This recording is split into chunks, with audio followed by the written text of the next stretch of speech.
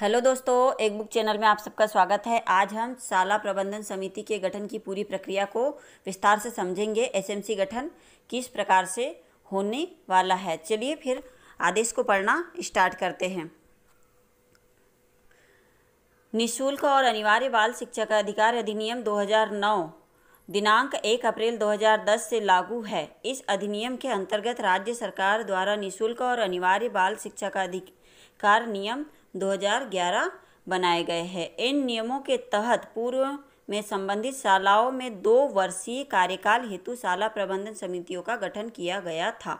मतलब यह समिति का जब गठन होगा तो यह 2 साल के लिए मान्य रहेगा। इस तारतम्य में प्रपत्र ब पर संलग्न मध्य प्रदेश राजपत्र क्रमांक 413 दिनांक 4 अक्टूबर 2019 में किए गए संशोधन के अनुसार 2019 में इसमें संशोधन किया गया। प्रदेश की सभी शासकीय तथा शासन से अनुदान प्राप्त समस्त प्राथमिक माध्यमिक और कक्षा 1 से 8 की संयुक्त माध्यमिक शालाओं में शाला प्रबंधन समिति का गठन निम्नानुसार किया जाना है। शाला प्रबंधन समिति की संरचना। अब संरचना को समझ लेते हैं। निःशुल्क और अनिवार्य बाल शिक्षा का अधिकार नियम 2011 तथा राजपत्र क्रमांक 413 दिनांक 4 अक्टूबर 2019 में किए गए संशोधन के अनुसार शाला प्रबंधन समिति की संरचना निम्नानुसार रखी गई है। कैसे रखी गई है, अब उसको विस्तार से समझते हैं। समस्त प्राथमिक माध्यमिक और कक्षा 1 से 8 की संयुक्त माध्यमिक शालाओं में शाला प्रबंधन समिति अधिकतम 18 सदस्यीय होगी। इसमें अधिकतम 18 सदस्य होंगे। इनमें न्यूनतम 3/4 सदस्य शाला में नामांकित बच्चों के पालकों या अभिभावकों में से होंगे।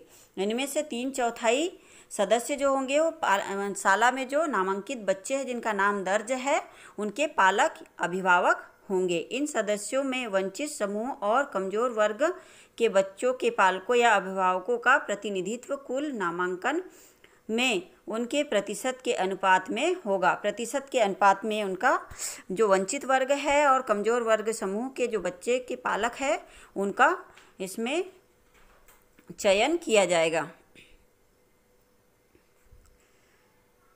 2 सदस्य स्थानीय प्राधिकारी स्थानीय निकाय यथा नगर निगम नगर पालिका नगर पंचायत ग्राम पंचायत के निर्वाचित प्रतिनिधि होंगे। स्कूल का प्रधान शिक्षक या वरिष्ठतम शिक्षक और वरिष्ठतम महिला शिक्षक समिति के सदस्य होंगे। जो भी महिला शिक्षक या पुरुष शिक्षक है स्कूल के वरिष्ठतम, वह भी इसके सदस्य होंगे। प्रधान शिक्षक या वरिष्ठतम शिक्षक समिति का पदेन सदस्य सचिव होगा। स्कूल का जो प्रधान या वरिष्ठतम शिक्षक है वह इसका पदेन सदस्य सचिव रहेगा। समिति में 50% सदस्य महिलाएं होंगी और इसमें जितने भी सदस्यों का चयन होगा उसमें 50% महिला सदस्य होंगी। नियम में समिति के गठन के लिए जो संशोधन 4 अक्टूबर 2019 को किया गया है वह प्रपत्र ब पर संलग्न है। प्रपत्र ब में इसकी पूरी डिटेल है। शाला प्रबंधन समिति के सदस्यों के निर्वाचन की प्रक्रिया। अब उसकी कैसी प्रक्रिया होगी उसे भी समझ लेते हैं। शाला में 18 सदस्यीय समिति में से 14 सदस्य पालकों अभिभावकों में से होंगे। 18 सदस्यों में से 14 सदस्य कौन होंगे? पालक या अभिभावक में से होंगे। इन सदस्यों के चयन की प्रक्रिया परिशिष्ट 1 में उल्लिखित अनुसार होगी। परिशिष्ट 1 में है वंचित वर्ग समूह कमजोर वर्ग के पालकों के प्रतिनिधित्व की गणना। दिनांक 4 अक्टूबर 2019 को शिक्षा का अधिकार अधिनियम 2011 में किए गए संशोधन द्वारा यह प्रावधान किया गया है कि समिति में पालक अभिभावक सदस्यों में वंचित समूह और कमजोर वर्ग के पालक अभिभावक का प्रतिनिधित्व शाला में बच्चों के कुल नामांकन में इस समूह वर्ग के नामांकन के प्रतिशत के अनुपात में होगा। इसका कुछ प्रतिशत रखा गया है जिसके अनुपात में इनका चयन किया जाएगा। राज्य शासन द्वारा अधिसूचित वंचित समूह और कमजोर वर्ग में शामिल होने वाले पालक बच्चों की जानकारी संलग्न परिशिष्ट 1 अनुसार है। संशोधित नियम 2011 में किए गए प्रावधान के अनुसार समिति के गठन की प्रक्रिया शुरू करने के पूर्व यह गणना किया जाना आवश्यक होगा कि 14 पालक अभिभावक सदस्यों में वंचित समूह और कमजोर वर्ग के पालकों अभिभावकों की संख्या क्या होगी। अतः शाला प्रबंधन समिति के गठन की प्रक्रिया प्रारंभ करने के पूर्व समिति में सदस्य के रूप में सम्मिलित होने वाले पालकों अभिभावकों के वर्गीकरण की गणना प्रपत्र अ अनुसार की जाएगी। नियम में किए गए प्रावधान के अनुसार समिति में 50% सदस्य महिलाएं होगी।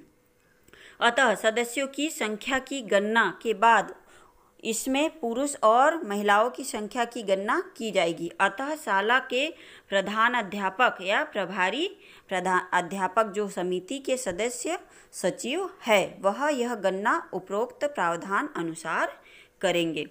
यह गणना अग्र पृष्ठ पर दिए गए उदाहरण से स्पष्ट होगा। अब अग्र पृष्ठ हम देख लेते हैं, इस पर क्या गणना दी गई है।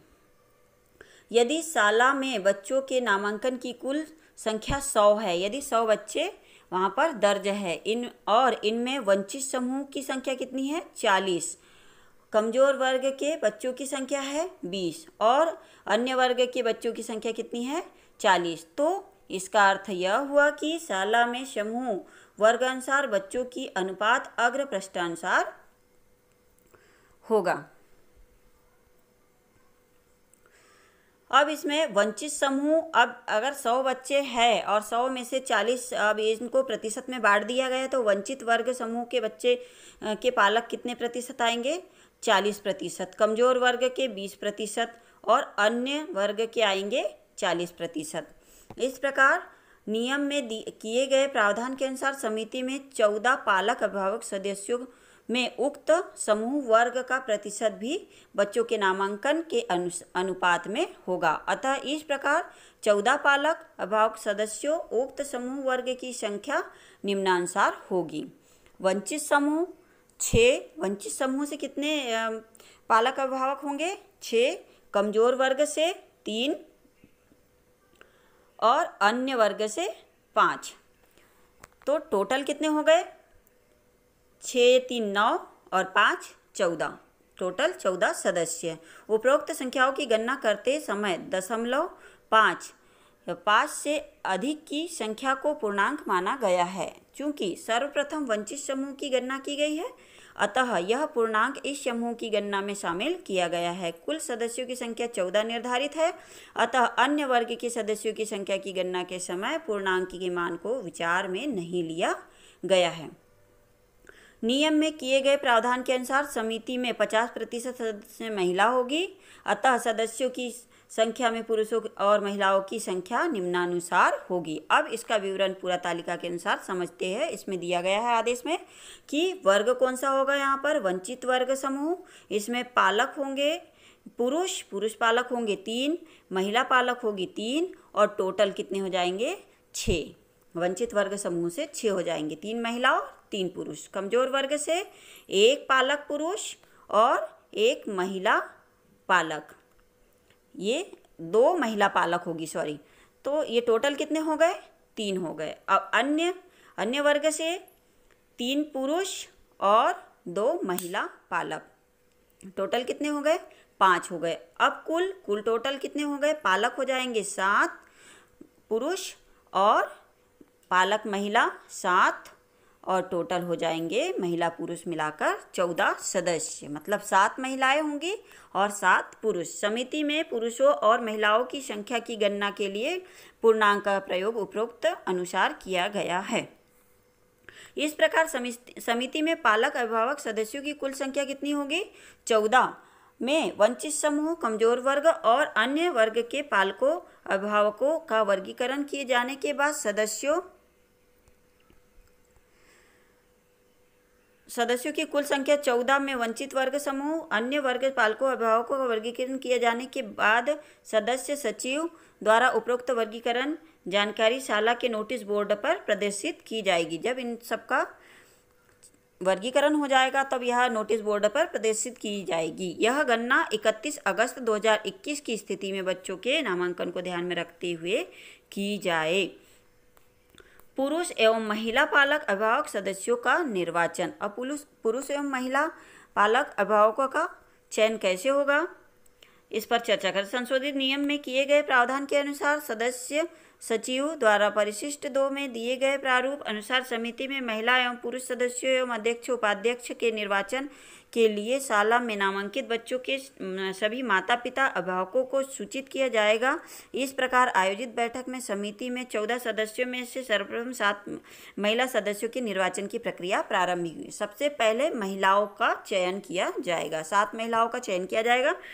उसके बाद सदस्य सचिव द्वारा प्राथमिक शाला की स्थिति में कक्षा 2 से कक्षा 5 तक के माध्यमिक शाला की स्थिति में कक्षा 6 से 8 तक के तथा कक्षा 1 से 8 की संयुक्त माध्यमिक शाला की स्थिति में कक्षा 2 से 8 तक के उन बच्चों जिन्होंने गत वर्ष अर्थात वर्ष 2018-19 में ए ग्रेड प्राप्त किया है के महिला पालक अभिभावकों में से 7 महिला सदस्यों के नाम लॉटरी द्वारा निकाले जाएंगे। जिन बच्चों ने पिछले साल ए ग्रेड प्राप्त किया है कक्षा 2 से 8 तक के प्राइमरी शालाओं में 2 से 5 तक के पालकों का चयन किया जाएगा और मिडिल माध्यमिक में कक्षा 6 से 8 तक, और जहां पर समेकित शाला है वहां पर कक्षा 2 से 8 तक के पालकों का चयन किया जाएगा जिनके बच्चे कक्षा 2 से 8 तक में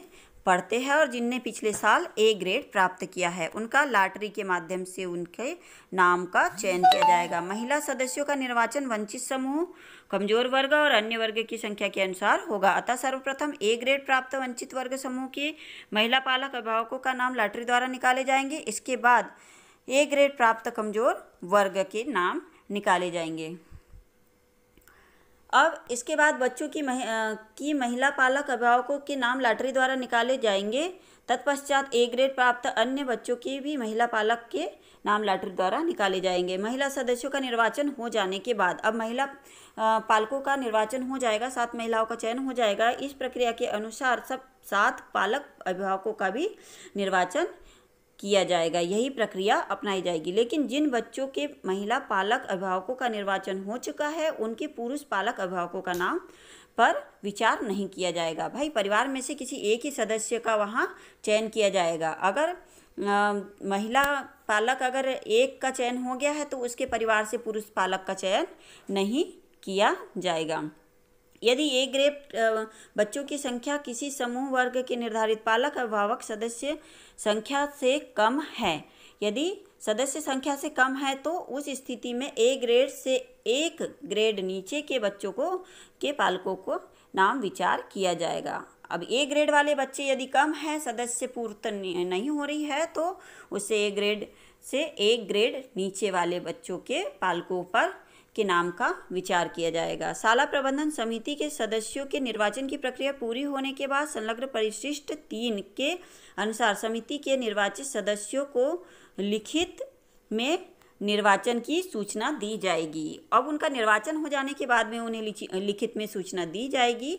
नंबर 3 पढ़ते हैं, स्थानीय निकाय के निर्वाचित प्रतिनिधियों का चयन। जिस वार्ड में शाला स्थित है उस वार्ड के ग्राम पंचायत के माननीय पंच या नगरीय निकाय के माननीय पार्षद पदेन सदस्य होंगे। शाला के प्रधान अध्यापक, वरिष्ठतम अध्यापक जो शाला प्रबंधन समिति के पदेन सदस्य सचिव है द्वारा संबंधित वार्ड के माननीय पंच पार्षद को संलग्न परिशिष्ट 4 अनुसार शाला प्रबंधन समिति के सदस्य होने की सूचना दी जाएगी। उन्हें सूचना दी जाएगी कि आप इस शाला प्रबंधन समिति के सदस्य हो। शाला प्रबंधन समिति में ग्रामीण क्षेत्र की स्थिति में ग्राम पंचायत के माननीय सरपंच द्वारा मनोनीत 1 महिला पंच तथा नगरीय क्षेत्र की स्थिति में स्थानीय निकाय के माननीय मेयर अध्यक्ष द्वारा नामांकित 1 महिला पार्षद सदस्य होगी। इसके लिए शाला के प्रधान अध्यापक, वरिष्ठतम अध्यापक एवं शाला प्रबंधन समिति के पदेन सदस्य सचिव द्वारा दिनांक 6/9/2021 तक परिशिष्ट 5 अनुसार संबंधित सरपंच, मेयर अध्यक्ष महोदय से निवेदन किया जाएगा।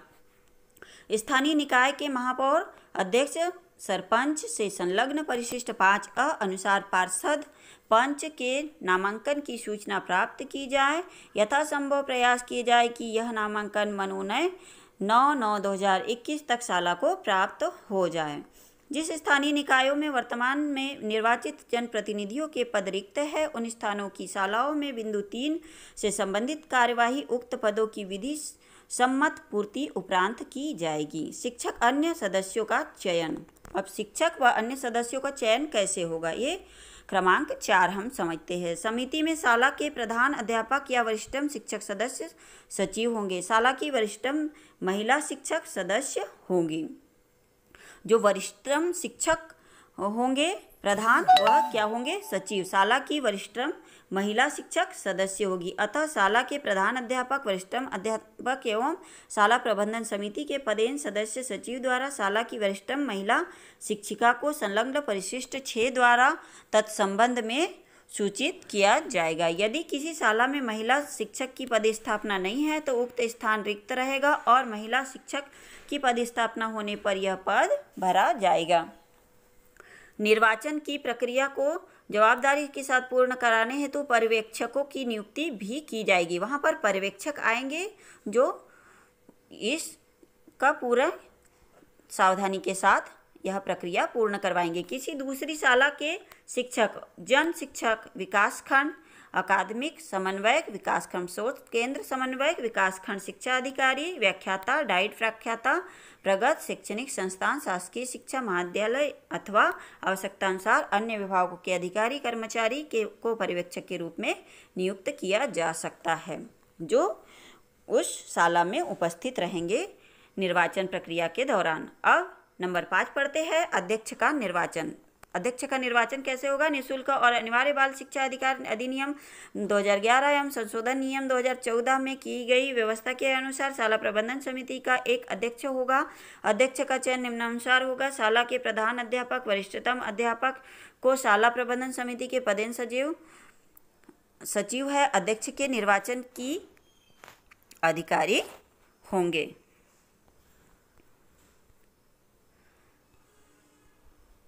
अध्यक्ष के निर्वाचन हेतु इच्छुक सदस्यों में से संलग्न परिशिष्ट 7 अनुसार नामांकन पत्र किया जाएगा। यदि केवल एक ही नामांकन आता है तो सदस्य सचिव निर्विरोध निर्वाचन की घोषणा करेगा। यदि एक से अधिक नामांकन आते हैं तो पर्ची पर नाम लिखवाकर चिन्हांकित कर गुप्त मतदान द्वारा निर्वाचन किया जाएगा। सर्वाधिक मत प्राप्त करने वाले को प्रत्याशी को निर्वाचित घोषित किया जाएगा।